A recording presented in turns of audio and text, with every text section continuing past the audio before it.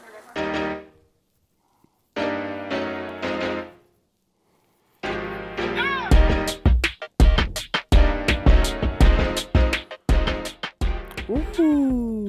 what's up, you freaks? How we feeling? How we doing? Bacon and Eggs podcast. It is 7:52 a.m. I just woke up. I haven't even brushed my fucking teeth yet. But we're here nonetheless. It's just me today.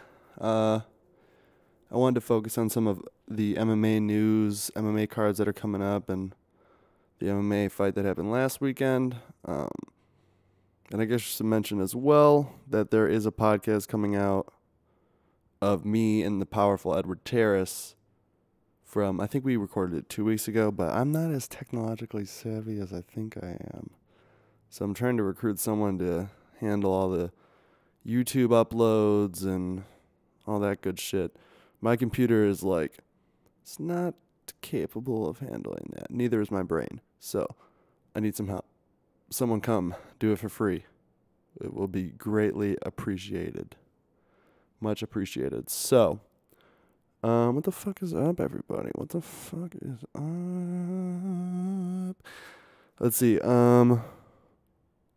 What do we got going on MMA-wise? So, of course, we could talk about what happened last weekend with Kelvin Gastelum and Michael Bisping. Ooh, Kelvin Gastelum's, he looks like a world beater, an absolute world beater, man. This kid, he's got his hand speed is so fucking fast. But what's up with his diet? What's going on with his weight cutting? I mean, he's got to weigh in naked for 85. Well, Jesus Christ, Calvin, what the fuck are you eating? Come on now. I mean, you should be a 170 pounder, and you're barely making 85. That's questionable on his part. You know, it's a bit much, but nonetheless, he came out looking pretty crisp, if I do say so myself. But it begs the question, was it Kelvin looking good, or was it Bisping just not ready for a fight? I think a lot of people have said it as well, but I don't think that you should be able to fight that close in between. That's what's going to happen. I mean, he got tagged by Bisping, and he got tagged by Bisping. I'm sorry. I know it sounds weird, but I'm looking away from the mic. He got tagged by Bisping, and then, he got tagged by GSP and got choked unconscious. His brain was turned off by fucking GSP's python arms. Like, you shouldn't be able to fight a few weeks after that. Like, that's, no. That's not how it works. It shouldn't work. It doesn't work for that reason alone, is that you're not ready. Your chin's not ready. And he's going to find himself, retiring. In my opinion, he probably already should have retired after the Dan Henderson fight or something. I mean, listen, the guy's got one fucking eye. He's got one eye. He's fighting and he has one eye. That's not cool. We got to stop that. I mean, he's a great fighter, but Jesus, man. Good Lord. Other than that, I think I heard a few people talk about Matt Brown. He just knocked out Diego Sanchez a while ago. I think we talked about it on the podcast previous to this. But he's saying now, that was his last fight. Now he's saying that he wants a few more. And that's the problem, man. Like, you shouldn't fall into that valley. You win one and you're like, well, can I do another one? Can I do another one? But what's the end game? When is there ever going to be a point where you're like, oh, yeah, that's the last one. I can't do it anymore. Before your brain's turned into fucking Slurpee, And Matt Brown has been in some wars, man. Some wars. And I think the best possible way for Matt Brown to put the gloves down is a giant fucking missile elbow to Diego Sanchez's head. But again, I think it depends on each person's situation and how they're feeling about their training. And Matt Brown, if he feels that he can get some more wins out of it, then hey, so be it, man. I think you take the route and live your truth. That's something you got to live by. But all right, this weekend we got some fights happening. Some big motherfucking fights, huge. Friday is the Ultimate Fighter finale. There's not much going on there other than the fact that Sugar Shane's fighting, and he looks like a world beater. I'm excited to see him come to the UFC and really display his skills, man. This kid's got dynamic stand-up, dynamic hands, dynamic everything, and I'm excited to see if he could put his words to work, if he could put that impressive showing on the Contender Series to the UFC. I think he is exactly what the UFC needs. He could be a huge draw. Just keep building him up. Don't throw him to the wolves. Let him learn. Let him create inside the octagon, and let him become the person that, let him become the superstar that he might be able to become. But other than that, this weekend, Saturday, December 2nd, is a massive card. Absolutely huge. We got even the undercard is pretty noteworthy. We got, let's see, Felice Herrig, she's fighting. David Tamer, he's fighting as well. And then Alex Oliveira and Yancy Meladeros. That's a good fight. And then we got Charles Oliveira and Paul Felder. Paul Felder is a boss, man. I really like Paul Felder. His style of fighting is so ruthless, man. He's ruthless in there. He's got great Muay Thai. He's dynamic. I like him a lot. I'm excited to see him fight. I'm always excited to see him fight. And he's always getting better. But on to the main card. Tisha Torres and Michelle, the Karate Hottie Watterson. I love Michelle Watterson. She's one of my favorite female MMA fighters. And I believe she's on the Challenge right now, the MTV show, for all of you who watch that garbage. Yeah, she's on there, which is, I wonder how that affected her training. I'm not sure how that works. I don't know if it's a live shoot or they shoot it before, but it's got to have some effect on it. But this next fight, oh my fucking God. It's 2 words. Barn burner. Ooh. Yeah, that shit is going to go, ooh. Eddie Alvarez and Justin Gaethje. Oh my God. These motherfuckers are going to fling bones at each other until someone goes unconscious. That's just how it's going to happen. Justin Gaethje's a fucking animal. An animal. He was saying that. He was saying in an interview, he's like, yeah, you guys will probably see me get knocked out soon, but I just want to go out there and make sure the fight is exciting. Like, he's fighting with that old, like, pride mentality. The pride FC mentality, where, like, it didn't matter if you won or lost. It mattered if you had a good fight, if you had an entertaining fight. And goddamn, that guy knows how to be entertaining. If you don't know who Justin Gaethje is, go watch Justin Gaethje versus Michael Johnson. Holy fucking shit. It's one of the greatest fights I've ever seen. Crazy fight. Fucking crazy. And he was getting tagged for a while with Michael Johnson. And he just turned it on, man. He's got that ability to just turn it on. And a lot of people will wilt under that pressure. I mean, I would. Jesus Christ. Guy's a fucking animal. He's a fucking animal. But Eddie Alvarez is no joke, man. I'm excited to see. I know that this isn't his first fight after the Conor McGregor loss. I think he fought Pettis. Something happened where he had a no contest. Something like that. No, it was Dustin Poirier. Okay. They had a no contest. That was his first fight back from the Conor McGregor loss. But listen, I want to see how that Conor McGregor loss impacts Eddie Alvarez, because Eddie Alvarez is a fucking monster.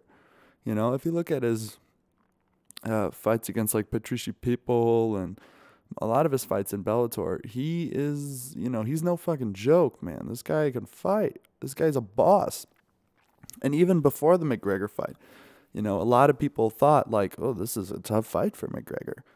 This is a tough fight, man. And I think it could have been a tougher fight if Eddie employed another game plan. I don't think standing and boxing with Conor was the best idea, but Live and you learn, right? Live and you learn. But I think he's going to come forward on Gaethje, and Gaethje's going to come forward. They're going to meet in the middle and just fucking slog. It's going to be a good fight. I'm excited to see that fight. That's probably the fight I'm most excited to see on that card. Yeah, so the next fight, though, Henry Cejudo and Sergio Pettis.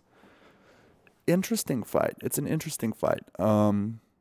Looking at it on the surface, I think that Henry Cejudo is just going to walk right through Sergio Pettis. I think it's going to be like butter.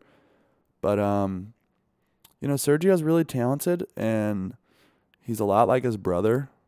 I just don't know if he can handle the wrestling of Cejudo, and if he's as dynamic as his brother on his back. I should know more about Sergio. I haven't really watched too many of his fights. I've watched a few kind of earlier in his UFC career, so maybe he's gotten a lot better. I don't know, but he's got a pretty good spot on this card. I mean, third fight of the night on a big night. Kudos to him, man. And his brother looked like dog shit in the last fight he had against Poirier. So yeah, I don't know how he deals with that. I guess the only way he could deal with that is to fire off those kicks and feel comfortable firing off kicks, because when you're in there against an Olympic medalist, you're in there, you're not going to feel too comfortable firing off kicks, because if he catches that kick, you're 90% going to go on your back. But if you feel comfortable off your back, throw those kicks then. It just depends. It's got to be a strange game. It's got to be strange to game plan against someone who's threatens so hard with the takedown. But also, Cejudo looked fantastic on his feet in his last fight. I mean, that straight right that he knocked out, who was it? Wilson Hayes with. I mean, geez. Good Lord. His hands are quick. It's something with these Olympic athletes. They're so good at learning one aspect of the game that they're like fucking sponges. They just pick up the other aspects like it's nothing. I mean, his boxing looked fantastic. He was leaping in and out like Wonder Boy. Like, it was ridiculous, man. That's a scary guy. That's a scary guy at that division. DJ better watch out. That's the future champion. Cejudo is for sure. 100% for sure, man. You got to watch out for him. You can't do it. It's hard to deal with that wrestling. It's impossible. Unless you got really good jiu-jitsu. Jiu-jitsu's the equalizer. Oh my God. Then after that, we got Alistair Overeem and Francis Ngannou. Goddamn. That's the second most exciting fight for me. I'm so excited to see these two fucking bang it out. Overeem has looked good in his last couple fights. He's looked more mobile. He's looked more. He's taking a smarter approach to fighting at his age. And Joe Rogan was talking about how many times Overeem has been finished in his career, and it's an astonishing amount of times. Like, his brain has been turned off like more than 10 times in his career. And that's just MMA. I think it was 11 times MMA, and then who knows how many times kickboxing, right? Because he was, K1 Grand Prix champion. And then he definitely has gotten knocked out a few times kickboxing as well. So, it begs the question, how much does he have left? He's got to stay mobile. He's got to stay on his bike, like he was doing well against Stipe when they fought, and he was on his bike a little bit. And you see Stipe do that a little bit too. And I think it's a good thing for heavyweights, to have that movement. That's why Travis Brown was so damn effective when he first stomped onto the scene, is because he moved like Dominic Cruz. He had fantastic footwork for a guy who's 265 pounds. How do you deal with that? You can't deal with that. It's impossible. If you're that heavy and you're just not capable of that footwork, it's damn hard to catch up to these people. He's sliding in and out. He's slipping. You're in for a world of hurt. You're in for a world of hurt. But Overeem's got to stay away from Ngannou, because Ngannou is a goddamn powerhouse. Goddamn powerhouse. You got to watch out for him, man. He will fucking shut your lights off. For sure. But so can Overeem. Soaking over him. I mean, it's no Uber him, It's not roided to the fucking gills over him, but it could happen. It could happen. I could see it happening. I think that's going to be a good fight. I very, very, very much doubt that it leaves the second round. I think it's getting finished in the first or second, not third. There's no way it goes the third round. Two giant guys, two hungry guys. And whoever wins this, whoever wins this has got to be looking at a title shot or close to one. I'd like to see whoever wins this fight Fabricio and whoever wins that get a title shot because, Verdum beats Tybura, but is Tybura really championship quality yet? I think he's going to be. He's the new Mirko Krokop. His head kick is ridiculous. But Verdum handled it. He got kicked a few times in the head by him. But I think that Verdum needs to fight someone else before they fight for the belt. Because listen, Stipe is just cutting motherfuckers. He's fucking people up. He's a monster. He does not give a fuck about anything. He's just a goddamn beast. I love Stipe. Stipe is one of my favorite fighters. I wish he fought more frequently. But that heavyweight division is so thin right now. But guys like Francis Ngannou coming in, that's good. I mean, that's something that we need to see in the heavyweight division. It's definitely lacking. And then, all right, main event of the evening. Max Holloway, Jose Aldo. I'm excited for this fight. I am. I think I was a little more excited for Frankie Edgar, Holloway. But the last fight that Holloway and Aldo had, it was a good fucking fight, man. And Aldo was giving it to Holloway. And Holloway just turned it on, dude. His boxing is so fucking crisp. It's hard to deal with. And I just read that Aldo said that his plan is to win this fight, win a trilogy fight between him and Max, and then retire. So, cheers to another interim belt if that happens. That's exactly what the UFC needs, is another fucking fake belt. But, yeah, it's going to be an exciting fight, man. I think if Aldo can come out and be consistent with his attack, then he has a good chance to win this fight. But, the way that Max is talking, Max seems very confident in the fact that he's going to beat the shit out of Aldo. I mean, I think he posted, when they changed the fight, he posted on his Instagram or Twitter, I can't remember which one. It is what it is, Like he's about to fight the greatest featherweight ever to step into an octagon, and he says it is what it is. Like, Jesus, man. And Joe Rogan highlighted that, and I picked that up, and I didn't really think of it until he said it. And I was like, God, this guy's a goddamn animal. He's a goddamn animal. He does not care. He doesn't care if it's Jose Aldo he's fighting or Frankie Edgar. I think the Frankie Edgar fight would have been interesting because the threat of a takedown, against Max. But who knows, man? You don't know with that. But there was something else I wanted to talk about. I'm sorry, hold on. Yeah, there's something else I want to talk about with Conor McGregor. There are a few rumors about Conor that are pretty alarming, actually. A few things came out this week. So, the first one is Dana was talking about how they're still in the process of seeing if Conor even ever wants to fight again. Like, he just made $100 million. He's got $100 million. Think about it this way. If you went to school and became, a business major and ended up being a CEO and made $100 million, would you quit your job and never work again? Oh, fucking, I would. God damn. If I had $100 million, $100 million, fucking dime piece wife, and a newborn baby, you bet your sweet ass I'm quitting my job. What the fuck do I need to work for anymore? Let me sit and watch cartoons with my fucking kid, get a hand job for my wife.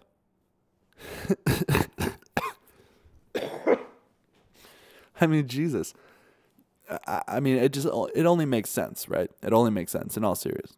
It only makes sense. But it could go beyond that. He just loves fighting. When you join, you do this sport because you love it. There's a lot of things to hate about this sport. You have to really love it to do it. It's not fun to get punched in the face. It's not fun to lose. You're so vulnerable. I think that MMA is easily the most vulnerable sport. If you're not ready to fight, it shows. It's on display. Easily on display. You're the most vulnerable when you're in the cage. Your training, your preparation, your emotion, and your spirit really is on display. So that's what's so appealing to the fight world about. That's what the sport is. That's why it's so appealing. But if Conor's so in love with that, then he will fight again. He won't care about the money. He'll care about the legend. He'll care about the story that he's leaving behind. But we don't know. We don't know, man. Like we said, there's two weighing factors: is $100 million or the love for fighting. Those are two heavyweight concerns, heavyweight options. I mean, if I'm in that situation, I don't know what I do, for sure. I mean, if I'm being real, $100 million is a lot of money. A lot of money. $100 million and the option to not get punched in the face anymore? I mean, come on. Hold on one second. I got a phone call here. Hello? I am doing a podcast live right now, and you're on the fucking phone. Yes, I am. Well, then why would you answer? Because you called. What's up? I just needed to call because I'm falling asleep. Well, you're live, Elizabeth. What? You are live. Okay, goodbye. Oh, shit. Well, there you go. That's my wonderful girlfriend, Elizabeth. Calls me to make sure she doesn't fall asleep while driving. And the nerve of her, We put her live on the podcast and she hangs up. How dare she? What a class act she is. God damn it. What a class act. But, all right, we were talking about Conor McGregor. Conor McGregor, with all the money and stuff, that's right. Sorry, I have a very small brain. And when things like that happen, I get easily distracted and my brain kicks out every part of the information I was even speaking of. But, all right, so the second rumor I heard was that Conor had gotten into a scuffle in an Irish bar with a big-time Irish mobster.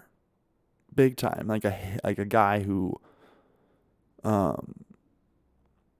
been known to hire hitmen to kill people. That's what I heard. I mean, I'm sure the rumors are a bit fabricated, but I mean, there's no good that comes out of punching someone in a big shot in the Irish mob, right?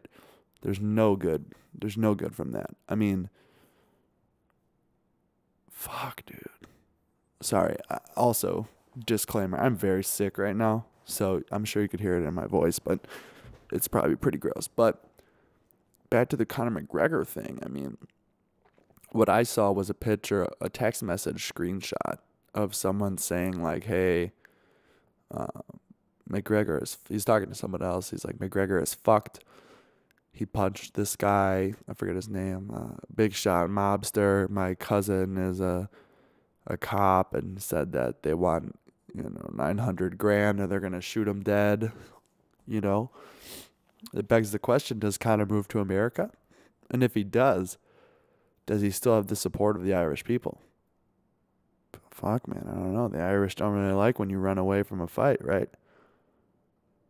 I don't know. This is such a hard situation for him. At the end of the day, you just got to conduct yourself a little better, man. I know you're the baddest man on the planet. You got fucking money, but you can't just walk around punching people, Even in the whole Bellator fiasco as well. Listen, you don't own the world. You don't. You're a superstar. You're a fantastic fighter.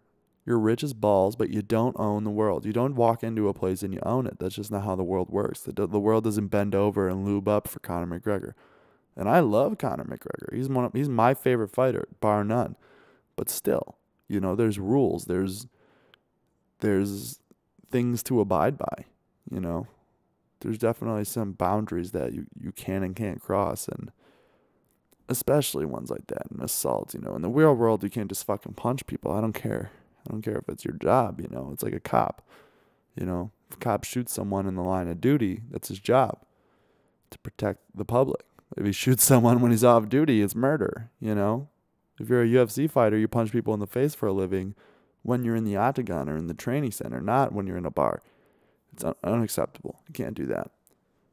And then the other rumor I heard, which is the one that is far less surprising to me, is that he has a secret lover who is now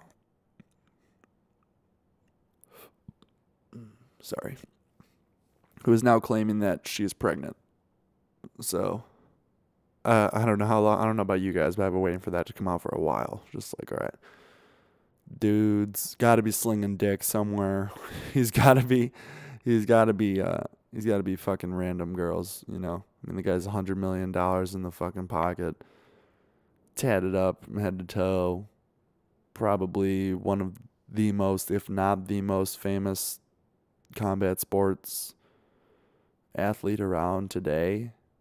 I mean, Jesus, man. He's got to be slinging dick, right? He's got to be slinging dick. He's got to be. Absolutely got to be. But, yeah, I just wanted to make this real quick podcast to talk about a few things, This Sunday. Oh, no, here, we'll talk about this first. We'll go in order, right? Saturday, Sunday, blah, blah, blah, blah, blah. Shut the fuck up, Tyler. Saturday, me and good friend of mine, whoa, my grammar is absolutely fucking atrocious. My good friend of mine, Chris Ripke, and I will be competing in a no-gi jiu-jitsu tournament on Saturday at Oak Lawn Pavilion in Oak Lawn. Come out and support, guys. We'd love to see you there. It's always fun to compete and stuff like that. I'm pretty excited to get back in there.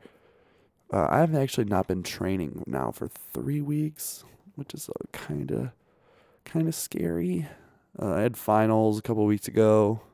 I was off the week before for finals from the gym to prepare for finals, and then I was off the week of finals to take my finals, and now this is my 3rd week off.